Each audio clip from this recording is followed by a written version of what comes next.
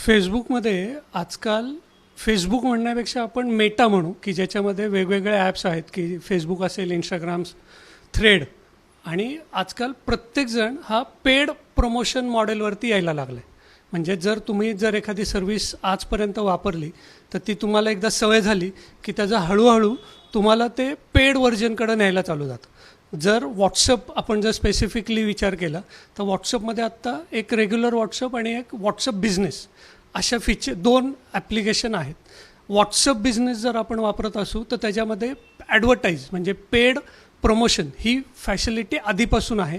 त्याचे जवळपास काहीतरी $20 का $25 पर मंथ आपण आत्ताही पे करतो. म्हणजे जर तुमचं काही कॅटलॉग असेल, सर्व्हिसेस असतील, प्रॉडक्ट्स असतील तर त्याचं मार्केटिंग आपण त्या पेड ॲडव्हर्टाईजमधून करायचं.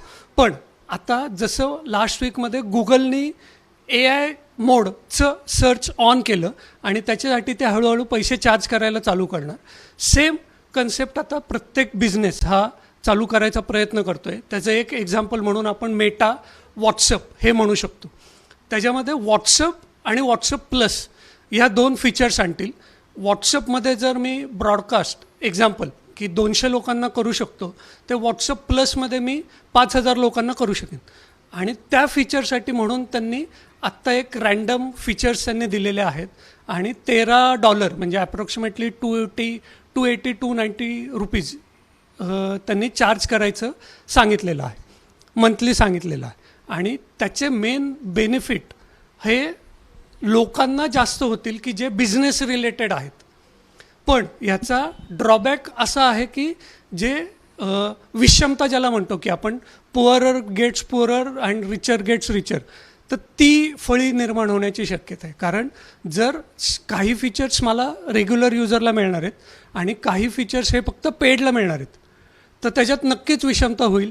ह्याचा पोलिसांनासुद्धा त्रास होऊ शकतो. Police in the law enforcement agency जर एखादी फीचर पेडमध्ये जर देणार नसतील, व्हॉट्सअप मेटा कंपनी जर पोलिसांना की ते सांगतील की हे पेड युजर होता त्यामुळे आम्ही त्याची इन्फॉर्मेशन ठेवली नाही, तर मग इन्व्हेस्टिगेशन्समध्ये पण त्याचे ड्रॉबॅक्स दिसायला लागतील.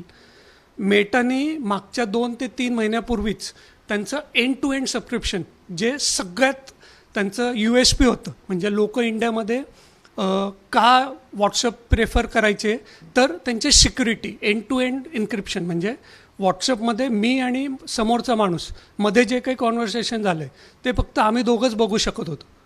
पण ती फीचरसुद्धा त्यांनी फायनान्शियल कटिंगच्या नावाखाली बंद केली. म्हणजे आता आपण जे काही एकमेकांना मेसेज करतो ते इझिली ते बघू शकतो. पण ही फीचर जर त्यांनी सांगितलं की तुम्हाला पुढे जाऊन की $13 आम्ही ही मंथली सर्व्हिस म्हणून विकतो आहे, तर मग ह्याच्यात विषमता निर्माण झाली की रेग्युलर जो युजर आहे त्याचे राईट्स वेगळे आहेत, पेड युजरचे राईट्स वेगळे आहेत. मग ह्या जेव्हा आपण राईट्स डिफाईन करतो तेव्हा ते लॉ एन्फोर्समेंट एजन्सीजसाठी काय आहेत की तिथं युजर वाईज डिक्लेअर केलं जाणार आहे का त्यालाही काही प्राईस कॅटेगरीमध्ये कॅल्क्युलेट केलं जाणार, हे असे भरपूर क्वेश्चन्स येणं गरजेचं आहे.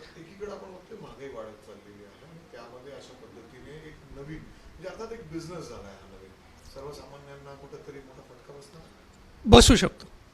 कारण इंडियन्स खूप मोठं यंग जनरेशन, वर्ल्डमधलं सगळ्यात मोठं पॉप्युलेशन आपल्याकडे आहे आणि आपल्या इथं लोकांना फ्री म्हटलं की खूप सवय लागते. आणि व्हॉट्सअप, मेटा, फेसबुक यांनी आजपर्यंत आपला फ्रीच्या नावाखाली आपला इंडियन्सचा डेटा हा खूप घेतला. म्हणजे जर 18 ते 30 ह्या वयोगटातला जर आपण म्हटलं तर तुम्ही इमॅजिन करा की तुमचा मुलगा, तुमची मुलगी हा दिवसातनं 5 फोटो तर अपलोड करतो, 2 व्हिडिओ तर अपलोड करतो. म्हणजे गेल्या 10 वर्षात जे तुम्हाला फ्री दिलं गेलं 10 इयर्स इंटू डेली 5 फोटो, किती डेटा फेसबुककडं आहे. आणि आजकाल जर तुम्ही बघितलं AIमध्ये जर तुम्ही प्रॉम्प्ट दिला तर एखादा इमेज हा व्हिडिओ बनतो. आणि आजकाल आपण सगळे मोबाईल जे आहेत ते हाय डेफिनेशन कॅमेरेवाले वापरतो. त्यामुळं जो फोटो आपण मोबाईलमध्ये क्लिक केला आहे तो ॲटोमॅटिकली हाय डेफिनेशनमध्ये स्टोअर झाला की त्याचा उपयोग कोणीही कसाही करू शकतो. धोकेही खूप आहेत. आणि ह्याच्यात धोके म्हणण्यापेक्षा काय आहे की त्याच्यात जर त्यांनी प्रायोरिटाईज केलं की if you are a purchase user then only we can able to secure your data. तर जास्त रिस्क निर्माण होईल. म्हणजे तुमचे फोटो व्हायरल होऊ नयेत म्हणून तुम्ही पैसे देताय. मग हे एक्स्टॉर्शन किंवा ब्लॅकमेल तेच झालं. मग ह्याच्यामध्ये डिफरन्शिएट करण्यासाठी काय, आणि जर अशा सर्व्हिसेस सिक्युरिटी रिलेटेड आल्या तर मग आपलं ॲज अ इंडियन गव्हर्नमेंट आपल्याला लॉजमध्ये चेंजेस करावे लागतील. कारण आपल्याकडं इन्फॉर्मेशन टेक्नॉलॉजी ॲक्ट जो आहे त्याच्यामध्ये फक्त इंटरनेट युजर म्हटलं किंवा व्हॉट्सअप युजर म्हटलं. पण त्याच्यातला आता क्वेश्चन निर्माण होईल की व्हॉट्सअप युजर म्हणजे काय. WhatsApp regular user, business user का प्लस युजर. मग त्यात पण तुम्ही कुठलं पॅकेज घेतलं आहे, प्रो घेतलं आहे का त्यांचे जे काही मॉडेल्स येतील त्यातलं घेतलं आहे. असे अनेक क्वेश्चन निर्माण होतील. म्हणजे फायदेशीर आहे का महाग आहे आणि धोकादायक सुद्धा असेल? नाही, मी आत्ता जसं एक्झाम्पल दिलं की उद्या जर यांनी सांगितलं की तुम्हाला सिक्युरिटी हवी असेल तर पैसे भरा, तर मग तो मला ऑप्शनच नाही. एक तर मला ते बंद करावं लागेल वापरणं. पण आजकाल गव्हर्नमेंट ऑफिसर्स पण ग्रुप जे आहेत ते व्हॉट्सअपचे, किंवा एखादी मी कंप्लेंट करायला गेलो तर त्याचं अपडेट मला व्हॉट्सअपलाच येतो. मग ती सर्व्हिस काही असू दे, जे काय असेल. मग आत्ताच्या कंडिशनला व्हॉट्सअप बंद करणं हे इंडियन युजर्सला परवडणार आहे का.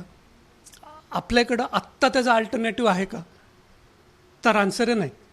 म्हणजे आपल्याला त्याचं पेड व्हर्जन वापरावंच लागेल. आणि जर कोणाला वापरायचं नसेल तर मग त्याला कमी फीचर्स वापरावे लागतील. म्हणजे तो परत मी जसं म्हणलं की आर्थिक विषमता निर्माण करायच्या साईडला तो पॉईंट जातो. मी रोहन न्यायाधीश, digital task force founder. ABP माझा, उघडा डोळे बघा नीट.